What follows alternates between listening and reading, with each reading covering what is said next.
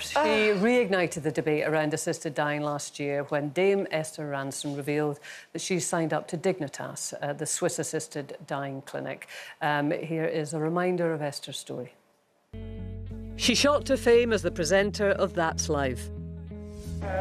Dame Esther Rantzen has spent a lifetime campaigning, founding both Childline and the Silver Line.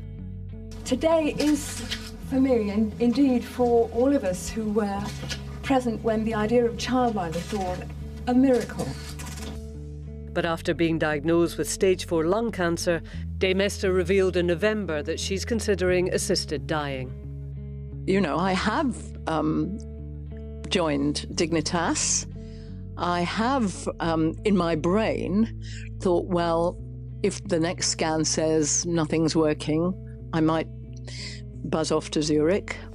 Today we speak to her daughter Rebecca about her legacy, taking over the reins of Childline and the miracle Christmas they've just spent together. Please welcome Esther's daughter Rebecca Wilcox. Yes. Welcome, Rebecca, and thank you very much for coming and speaking to us about your mum, who I have to say is an absolute powerhouse. I mean, she really is. And talk about the inveterate campaigner. She's campaigned all her life, and here she is again. No surprise to you, I'm sure. No, not a surprise. Every single thing that we've ever been through as kids, she's made into a campaign. From breastfeeding to orthodontics, but this one is a bit more serious. So I'm a bit thrown by that BT. It was so beautiful, and the music, and me as a child is always very unnerving. But well, listen, talking about breastfeeding, Gloria's got a story for you. I know. Oh, just very quick, I'll stop the story. The very first time that I met Rebecca, because I've known the family for a long time, and Esther was on air, and she had been to a literary lunch, and she'd got a little bit of flack in the papers about breastfeeding in public. So she said to me, it was Radio 2 at the time, so she said, don't mention that I have the baby with me or anything. So I didn't. But then during the interview, all I could hear was... And of course, this is Rebecca being breastfed. And I had to say, in case you think there's something funny going on in this studio, Esther is breastfeeding her baby, Rebecca. So that's when we first met. I always was a noisy eater. I mean, what can I say? It's so embarrassing. May I just ask you one question here? Because, I mean, I have known the family for a very, very long time. And I know how strong Esther is, and I know what a great bond you and your brother and sister have had with your family and your dad, Desmond. How did you react when you first heard that Esther had the cancer, and how is she dealing with it alongside yourself? It's the news that no one ever wants to hear, and Mum doesn't usually break her promises, and she promised to live forever. So she's quite embarrassed that she's had to go back on that. But how does anyone ever feel when their loved one is diagnosed with a terminal illness? It's confusing, it's bamboozling, they use all these words. You just want them to tell you what's going to happen and when really directly and really succinctly, and nobody does because they pad around it carefully, and you just want them to say, this is what you have and this is how long it will take. But fortunately, she is doing OK. We don't know what is going to happen next. We only know what happened in the last scan, and the last scan is always a bit out of date. And then you go and meet the oncologist, and he asks Mum, how are you doing? And she says, I don't know. That's why I'm here. You tell me. Yeah, exactly. It seems like your mum, though, characteristically has tried to take control of this situation by saying that she, you know, has joined Dignitas. I mean, when were you aware of that? Probably the same time as you. Okay. It was a little surprising. She likes surprising us, and she likes keeping us on our toes. I mean, I've always known how she feels about death and dying. She's done a lot of work around it. She's done documentaries, she's done newspaper articles and books, and so we've always known that the last thing she wants is for our memories of her to be replaced with a traumatic death. And a traumatic death involves a patient in pain. So if she's in pain, why would she want to live any longer? If she's not getting anything from life, I mean, obviously you can live with a certain amount of pain, and some people are brilliantly stoical, but she has always said, I love my life the way I am. I love who I am. She doesn't say that. She's very modest, but she is who she is, and she's this super-duper brain. I know I'm biased, but she's so bright and so brilliant that the last thing she would want is to become something else in her last moments. Can I just ask how you had that conversation? Because obviously you see it in the media, but then how do you have that personal conversation about a story you've just heard that you didn't expect, maybe? My brother said that living with Mum is like living next to a volcano and you just never know when it's going to explode. So, you know, you just put on your hat for lava. Nevertheless, if you read it in the paper... Gloria, we're going to listen. We've yes, got a message from that. Esther. Yes. Yeah. I don't know whether I'll live long enough to see this debated in Parliament, but if you do agree with me, please make your views known to your MP.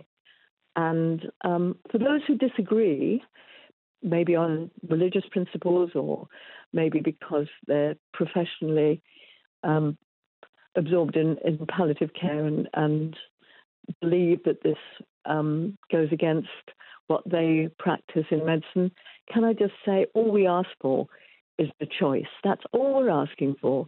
We don't want to impose our views on you, but we do want the choice ourselves. I was just really conscious say you don't want to talk about Esther Rantzen without letting Esther Rantzen talk as well, so I really wanted to get that in. So your mum wants to spark a debate here, yeah? Yes. So, I mean, the fact that she isn't allowed to choose how she dies doesn't make any sense to any of us. She's chosen how she wants to live and she's been a bit force of nature in that respect. So it makes sense in a way that this is the debate that's coming to the forefront of our family. She's watching now, which is making me really nervous because I feel like I'm putting words in her mouth and you should never do that with Mum. So this is because it's against the law in England?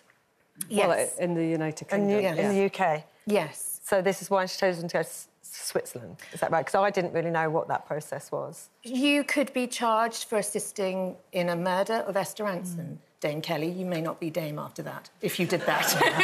So if I went over there at the same time, knowing... Just go, wow. And that means that you can't be with her? No. No. This is the awful thing about outsourcing death to Switzerland. You have to go before you're ready because you have to be signed off by 2 doctors. So you're not quite at the stage that you would otherwise choose. And you have to go alone because anyone that goes with you comes back to prosecution at the worst time in your life. Like I'm experiencing the worst thing ever, which is the loss of my mum. I'm very close to my mum. I'm very lucky to have her. But then I'd have to go through a court case and prove that I didn't murder her. Can you, I mean, given that Esther's always been one to have a debate, can you understand the objections? There are people who are concerned that this would be a slippery slope, that some people would feel pressured not to be a burden. I'm using all these words that are used by people who are concerned about changing the law here. Can you understand where they're coming from? I absolutely understand that there are a few evil people who would take advantage of it, to do whatever it was they wanted, to get hold of somebody's assets and to end somebody's life before they have chosen to. But it's not reinventing the wheel. It exists and works in other countries. It works in Canada, doesn't it? It works in Canada. And so we could take those rulings and we can adapt them for this country. Yes, absolutely protect the vulnerable. But someone like Mum, she's made her opinions very clear. Yeah. What's to debate? Yeah. OK, on a real high, your mum has just been, like, everything about her and obviously Childline, and you're Vice President, you're going to be President. How's it stepping into your mum's shoes? How do you feel about that? Do you feel you have to replicate the strength of your mum, or is it about taking Childline and continuing Childline and the work she's done? Well, the most important thing is this incredible charity that she started in 1986 that I am just so proud to be a part of. When we found out that she was going to die sooner than we thought, I thought, how can I keep this association going? And I was going to train to be a volunteer counsellor, and I never thought that they would ask me to do this role. And I feel completely honoured and imposter syndrome, and when are they going to realise that Olivia Colman would be so much better? But I love the charity. I've grown up with the charity. It's turning 40 next year. Oh, wow. I'm so proud of the work. Well, Rebecca, we do have one final message from your mum, actually. Here we are. I am incredibly proud of Becca for all kinds of reasons. She's a terrific mother. She's a terrific daughter. She's a terrific journalist, and I am absolutely thrilled that she's taking on the presidential role at Childline. I felt very bad, really, because I'm not able to do what I used to do, which is go in and become a volunteer counsellor on the phone and visit the various Childline bases and meet our staff and volunteers. And she's going to do all that. And it's such an important role. And I know she'll do it brilliantly. And I know she'll love doing it. So, Becca, I am extremely proud of you.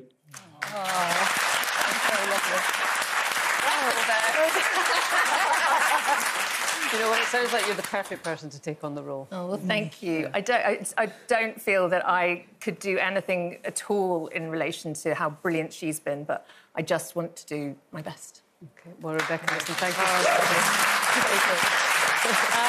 you.